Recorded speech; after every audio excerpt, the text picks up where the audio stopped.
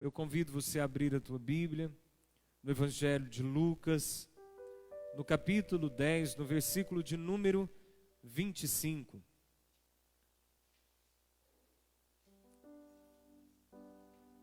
Você pode ser um anunciador de boas novas nesse tempo, compartilhando o vídeo dessa ministração, essa palavra, aí no seu Facebook, nas redes sociais, enviando pelo WhatsApp a alguém. Ainda de casa, a palavra de Deus pode alcançar e transformar a história de alguma família nessa noite. Lucas 10, capítulo 25.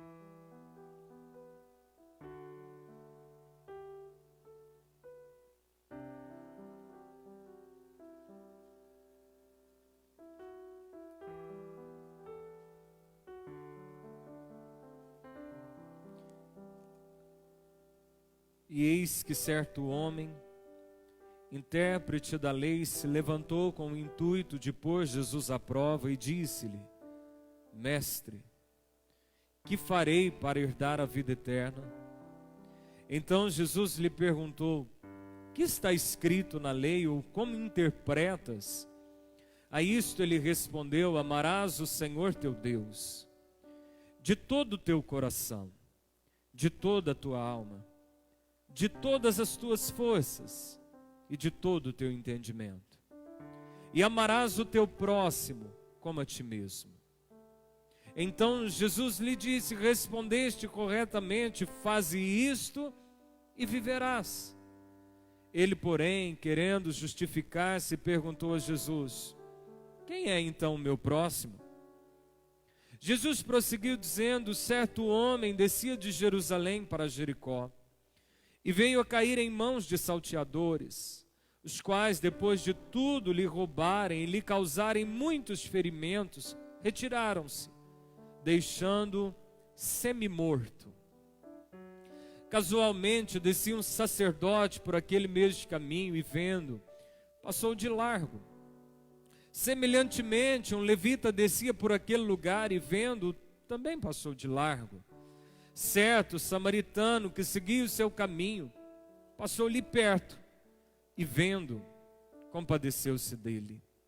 E chegando-se, pensou-lhe ou curou-lhe os ferimentos, aplicando-lhes óleo e vinho, e colocando sobre o seu próprio animal, levou-o para uma hospedaria e tratou dele. No dia seguinte, tirou 2 denários e os entregou ao hospedeiro, dizendo: cuida deste homem, e se alguma coisa gastares a mais, eu te indenizarei quando voltar. Qual destes 3 te parece ter sido próximo do homem que caiu nas mãos dos salteadores? Respondeu-lhe o intérprete da lei: o que usou de misericórdia para com ele. Então lhe disse: vai e procede tu de igual modo. Amém? Nesta passagem, essa passagem também narrada por 2 outros evangelistas, nós vemos aqui o grande mandamento.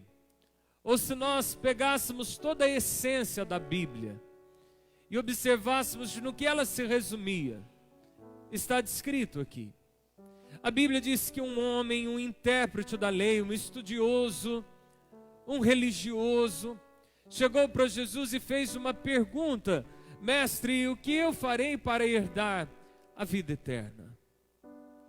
É uma pergunta que não pode se calar nos nossos corações. É uma pergunta que infelizmente foi sendo alterada nos últimos anos. Aquela noção de quando uma pessoa conheceu Jesus, de quando ela batizou, de quando se anunciava que havia um inferno de fogo, e a pessoa queria saber o que era preciso para ser salva. Infelizmente, nos últimos anos, nessa pujança econômica que invadiu as nações da terra, nessa busca desenfreada pelo dinheiro, o capitalismo, muitas pessoas começaram agora a querer saber de Deus. O que eu preciso fazer para ficar próspero? O que eu preciso fazer para dar certo na vida? O que eu preciso saber para ser feliz? Mas a grande pergunta que muitas vezes ecoava por onde Jesus passava é: o que eu preciso fazer para ser salvo? E esse deve ser o termômetro que arda no nosso coração. Estamos nessa mesma busca, estamos nesse mesmo anseio, porque quando essa pergunta começa a se alterar, é sinal que nós estamos de um pouco perdidos com as coisas dessa terra. E Jesus, de uma maneira simples, talvez aquele homem queria ouvir coisas difíceis, porque a religião quer ouvir coisas difíceis. Os homens não conseguem compreender o quanto o Evangelho de Cristo é simples. Jesus disse assim: amarás, pois, o Senhor teu Deus sobre todas as coisas, se eu pudesse resumir, de todo o teu coração, de toda a tua alma, com todas as tuas forças e de todo o teu entendimento. Eu fiquei pensando sobre esse mandamento. Eu fiquei pensando um pouco sobre esse amar a Deus sobre todas as coisas. Talvez para nós soa um pouco distante como amar a Deus de todo o coração, de toda a alma, força, entendimento. Eu queria trazer isto de uma maneira clara para você, uma maneira que o Espírito Santo ministrou a mim é: pense o que Jesus faria no seu lugar e você cumpre esse mandamento. O que Jesus faria no meu lugar e eu entendo que é amar a Deus sobre todas as coisas. Então, se eu começo a olhar um pouco a vida de Jesus, o Evangelho, o Antigo Testamento, a Bíblia aponta para a cruz de Cristo, para Jesus. Quando eu começo a perceber uma tempestade em alto mar, a Bíblia diz que o barco está sendo varrido pelas ondas, os discípulos começam a apavorar e Jesus estava lá na proa, dormindo.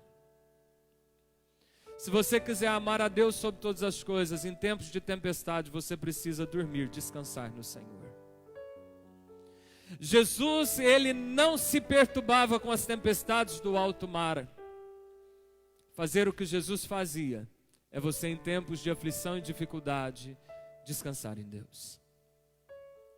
Mas se nós começamos a observar um pouco mais sobre a vida de Jesus, nós vamos ver que ele teve uma passagem obrigatória por um lugar que se chamava Getsemane. Está em Mateus 26, e o Getsemane, a palavra Getsemane significa prensa de azeite. Naquele lugar, Jesus Cristo foi prensado pelo campo espiritual, ele levou 3 dos seus discípulos consigo. E a Bíblia diz que a opressão era tão grande sobre Cristo no Getsemane, que ele começou a suar gotas como de sangue. A medicina explica que é possível uma pessoa suar sangue, quando a pressão é tão forte sobre ela que os seus vasos capilares começam a explodir. E ali no Getsemane, Jesus Cristo tinha uma escolha. Ele estava sentindo a opressão da morte, ele estava sentindo a opressão da cruz que ele deveria enfrentar. Tanto que na oração Jesus diz assim: Pai, se possível, passa de mim este cálice. Pai, se possível, passa de mim este sofrimento que já está marcado. Mas não seja feita a minha vontade, senão somente a tua. Jesus Cristo poderia desistir ali. Jesus Cristo, ele nunca fez nada contra a sua própria vontade. Jesus Cristo não foi obrigado a fazer nada. Mas ali no Getsemane, entre desistir ou entre persistir, mesmo em dor, Jesus Cristo persistiu.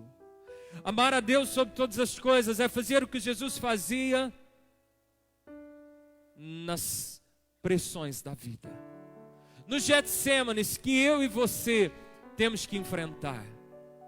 E nessas batalhas, nesses estreitos, nessas encruzilhadas, em que muitas vezes somos tentados a olhar para trás e a desistir, há também um caminho. O caminho da perseverança, o caminho da persistência. Se você quiser amar a Deus sobre todas as coisas, aprenda a passar pelos Getsêmanes da vida, mesmo suando sangue, sabendo que é uma recompensa que te aguarda lá na frente. Jesus Cristo não desistiu. Amar a Deus sobre todas as coisas é fazer o que Jesus fazia diante das tentações. Tanto em Mateus capítulo 4 quanto em Lucas capítulo 4, a Bíblia vai dizer que Satanás chega para tentar Jesus Cristo. E tenta ele nas tentações em que nós também seremos afrontados. A glória da terra, os poderes deste mundo, agilizar as coisas, transformar pedra em pão, dar um jeitinho, a moda brasileira. Pular do pináculo do templo, querer se tornar um super-homem, talvez para demonstrar a capa de superpoderes a alguém. Mas diante das tentações, a Bíblia diz que Jesus rejeitou. Jesus disse não às tentações. Amar a Deus sobre todas as coisas é você dizer não às tentações. Amar a Deus sobre todas as coisas é talvez você não responder uma mensagem. Amar a Deus sobre todas as coisas talvez é você rejeitar uma ligação. Amar a Deus sobre todas as coisas é você não abrir um vídeo que te envia. Amar a Deus sobre todas as coisas talvez é não andar com pessoas que não andam com Deus. Amar a Deus sobre todas as coisas é você ter a oportunidade de pegar um dinheiro que não é teu mesmo, passando dificuldade e ainda assim você rejeitar. Amar a Deus sobre todas as coisas é fazer o que você não quer fazer por obedecer a Deus. Amar a Deus sobre todas as coisas é você deixar de fazer o que eu tanto queria. O que Jesus faria em meu lugar? O que Jesus faria no meu lugar? O que Jesus faria, ou o que Jesus fez diante das perseguições? A Bíblia diz que está lá colocando o Cristo de Deus no madeiro, e pegam-se pregos enormes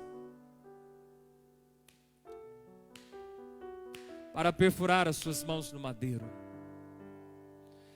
Mas aquela cruz fora feita para outra pessoa. A Bíblia dá a entender isso e os estudos da época dá a entender que aquela cruz não deu tempo de ser preparada para Jesus. Aquela cruz tinha um tamanho diferente, provavelmente maior. Então tinha que se esticar bem forte o braço para meter o prego nas mãos.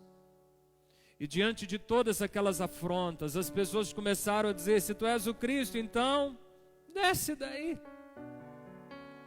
E Jesus, olhando todas as afrontas, todas as calúnias, todas as perseguições, dele só sai uma oração: Pai, perdoa, eles não sabem o que fazem. Amar a Deus sobre todas as coisas é o agir como Jesus agiu, até mesmo quando estão te botando numa cruz. Porque na verdade, ainda que as pessoas com raiva te coloquem numa cruz, há um propósito de Deus, porque a cruz te traz o poder do Espírito Santo. Aí até os teus inimigos começam a cooperar para o teu bem, e até aquilo que é ruim começa a se tornar ao teu favor, se cumprindo Romanos 8, 28, que todas as coisas concorrem para o bem daqueles que amam a Deus. Amar a Deus sobre todas as coisas é fazer o que Jesus fez. Pensar como Jesus pensou, agir como Jesus agiria no meu lugar, ter reações tão santas como Jesus Cristo teve diante das piores afrontas. Isso parece que não incomoda aquele intérprete da lei, mas aí Jesus diz: e amarás o teu próximo como a ti mesmo. Isso aí traz talvez de uma pulga atrás da orelha daquele religioso, e ele diz assim: quem é o meu próximo? E Jesus conta uma história que provavelmente você já deve ter ouvido, lido, ou quem sabe até assistido. A passagem do bom samaritano. Um homem desce de Jerusalém para Jericó. Era um judeu, desce aquele caminho. Vêm os salteadores, machucam, o rasgam, deixando o semi-morto. Não consigo compreender, pensa você, o que é uma pessoa semi-morta. O estado em que este homem ficou, para a Bíblia chamá-lo de semi-morto. E a Bíblia diz que passa um sacerdote, um representante da religião, mas ele passa ao longe, e ele não presta atenção. Passa um levita, um servo da casa de Deus, ele passa também ao largo, ele não dá muita atenção. Aí passa um samaritano. O samaritano naquela época não se dava com os judeus, eles não se davam muito bem. Aí passa o samaritano, mas o samaritano sente uma compaixão enorme, para ao lado daquele homem. A Bíblia diz que pensa-lhe ou cura-lhe os seus ferimentos. Usa talvez 2 ingredientes da medicina da época: o vinho e o azeite. O vinho para fermentar a ferida, o azeite talvez como uma pomada, um bálsamo ali para cicatrizar. Se já não bastasse, coloca no próprio animal, leva-o para o hospital. E se já não bastasse, diz assim: se esse homem gastar um pouco mais, eu já estou deixando o dinheiro aqui para pagar a despesa dele. Esse samaritano nunca tinha visto esse judeu. Os judeus, que eram os sacerdotes, os levitas da religião, não deram para ele atenção, mas um samaritano, tribo inimigo ali, fez o que deveria ter feito. Pensando um pouco nesse mandamento, se pudesse esclarecer para você, se pudesse trazer a realidade como o primeiro que Jesus faria no meu lugar, esse segundo mandamento se resumiria talvez de uma outra forma: não faça para os outros o que você não gostaria que fizessem para você. Amar o próximo como a mim mesmo é eu não fazer ao outro o que eu não gostaria que fizesse comigo. Fale mal da família de alguém, mas deixa falar da sua e você vai perceber. Estenda o dedo para alguém, mas ouça alguém estender de você. É eu não fazer o que gostaria que fizessem comigo. Não minta se você não gosta que mintam para você. Não traia se você não gostaria de ser traído. Não condene se você não gostaria de ser condenado.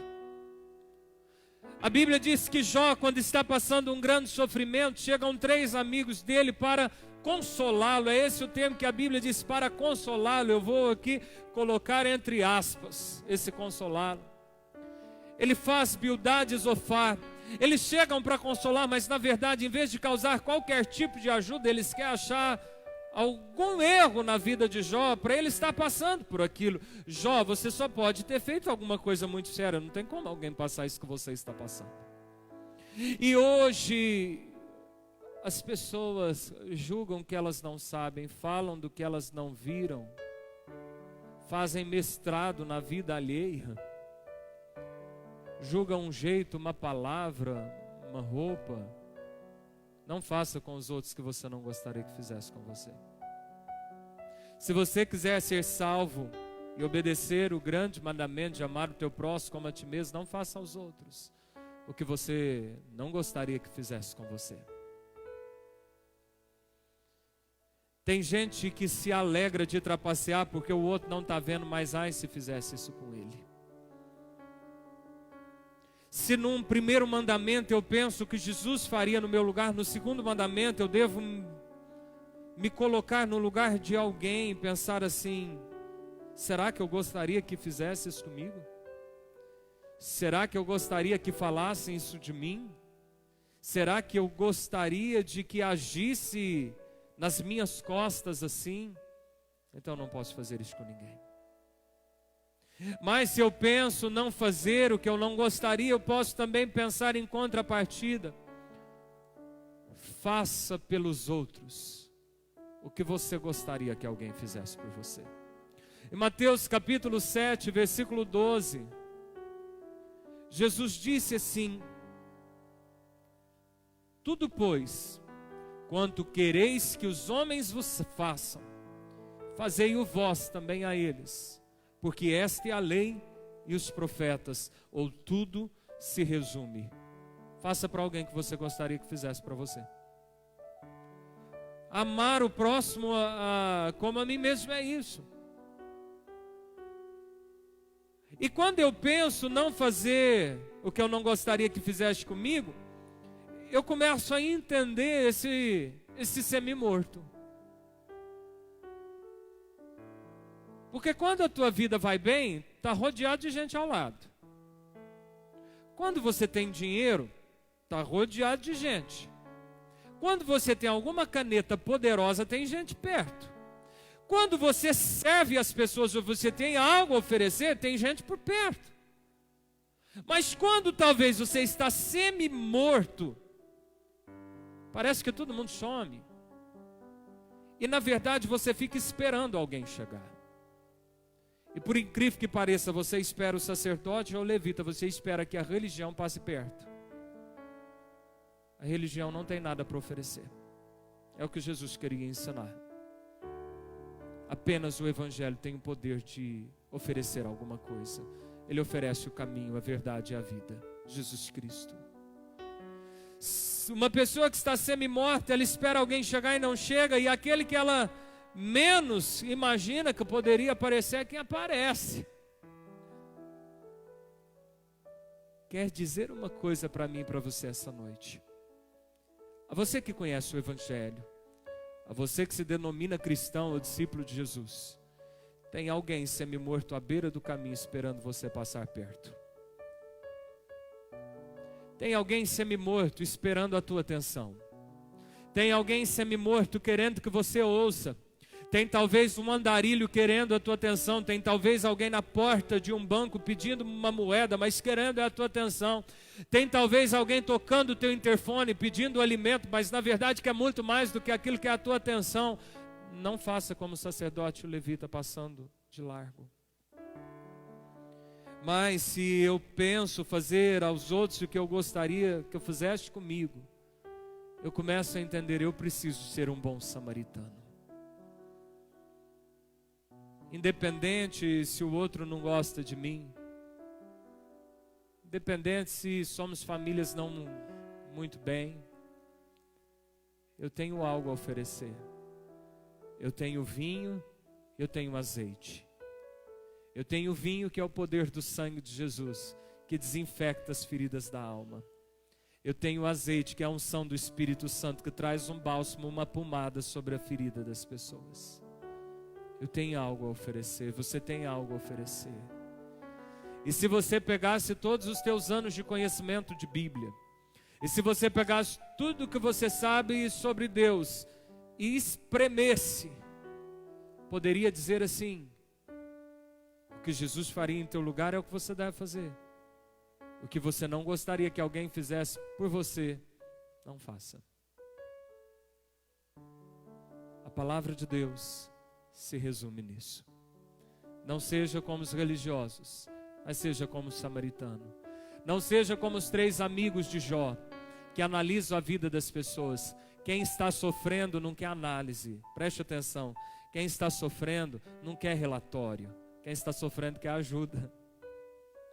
Quem está com fome não precisa de oração, precisa de comida. Quem está com frio não precisa ir para a igreja, precisa de roupa. O que você gostaria que alguém fizesse por você é o que você deve fazer. Isso se resume o cristianismo. Por isso que o apóstolo Pedro vai dizer alguma coisa e eu encerro minha ministração aqui. Abra comigo em 1 Pedro. Hebreus, Tiago e Pedro. Em sequência, primeira epístola de Pedro, capítulo 3.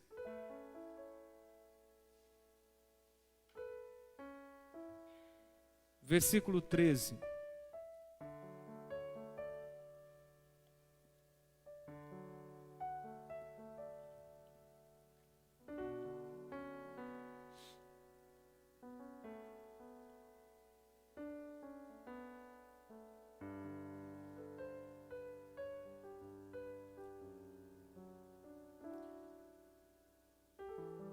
Primeira Pedro, capítulo 4, versículo 13.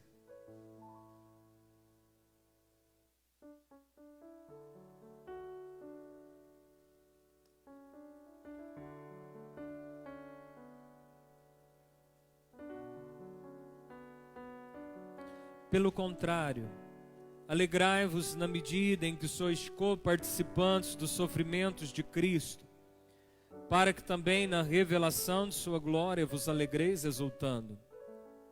Se pelo nome de Cristo sois injuriados, bem-aventurados sois, porque sobre vós repousa o Espírito da glória e de Deus.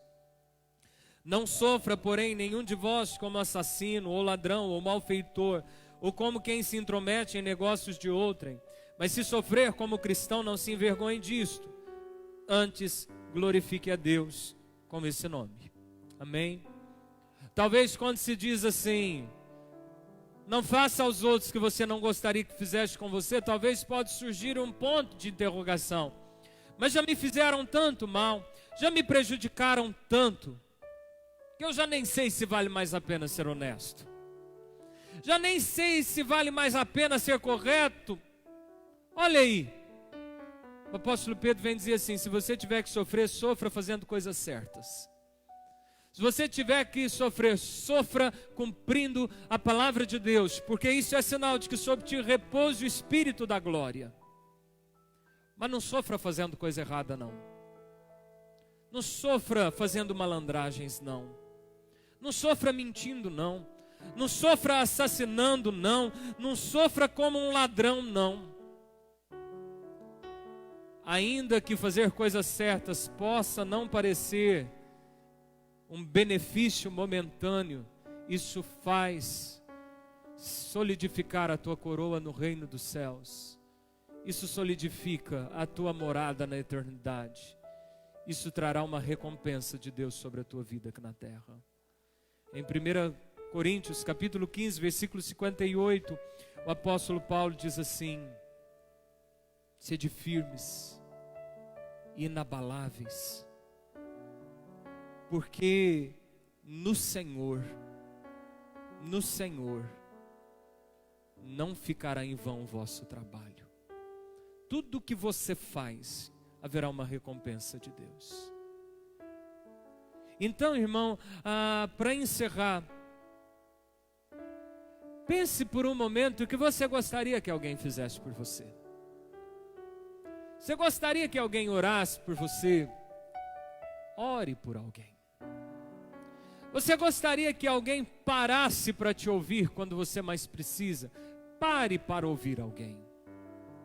Você gostaria que alguém te tratasse com respeito? Respeite alguém. E por mais incrível que pareça, existe uma dinâmica nas coisas de Deus. Quando você precisa de alguma coisa, Deus bota alguém precisando da mesma coisa no teu caminho. Talvez ali para você aprender a ser instrumento de Deus. E enquanto você cuida de alguém, Deus está cuidando de ti, da tua vida. Busque o reino em primeiro lugar e de todas as outras coisas Deus se encarrega de suprir sobre o teu coração. Amém? Vamos nos colocar de pé nessa hora no nome de Jesus.